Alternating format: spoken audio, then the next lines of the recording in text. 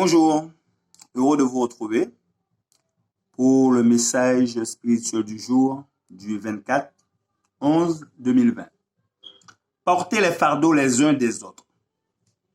Si un frère ou une sœur sont nus et manquent de la nourriture de chaque jour, et que l'un d'entre vous leur dise « Allez en paix, chauffez-vous et vous rassasiez » et que vous ne leur donniez pas ce qui est nécessaire au corps, à quoi cela sert-il? Donc, on trouve ça dans Jacques 2, le verset 15 à 16. Négliger de secours les nécessiteux et les affligés, c'est négliger de secourir le Christ en la personne de ses saints. Quand toutes les actions des hommes passeront en jugement devant Dieu, il ne sera pas demandé quelle a été leur profession de foi, mais qu'ont-ils fait? Ont-ils mis en pratique la parole? Ont-ils vécu pour eux-mêmes? Ont-ils accompli des œuvres de charité, de bonté et d'amour? Ont-ils renoncé à eux-mêmes pour être en bénédiction à autrui?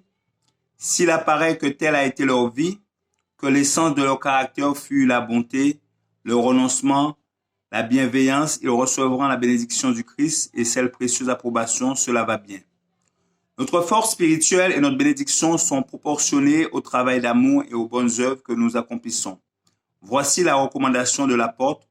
Portez les fardeaux les uns des autres et vous accomplirez ainsi la loi de Christ.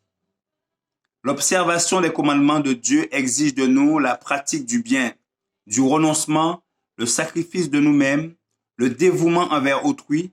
Ce n'est pas que nos bonnes œuvres puissent nous sauver, mais nous ne le serons certainement pas sans elles. Après avoir agi de notre mieux, disons, nous n'avons fait que notre devoir, nous sommes des serviteurs inutiles, indignes de la plus petite faveur de Dieu. Le Christ sera notre justice. Tout autour de nous se trouvent des personnes dont l'âme est affamée et qui soupirent après un peu d'amour. La sympathie sincère et la véritable intérêt que nous leur témoignerons nous combleront de bénédictions dont nous n'avons pas encore joui. Nous serons ainsi en communion plus étroite avec notre Rédempteur, dont le but, en venant dans le monde, était de faire du bien et dont nous devons imiter la vie. Que faisons-nous pour le Christ? Merci de votre attention. C'était le message spirituel du jour du 24/11/2020. Je vous dis de passer une bonne fin de journée. Que Dieu vous garde et vous bénisse. C'est là ma prière pour vous. À bientôt.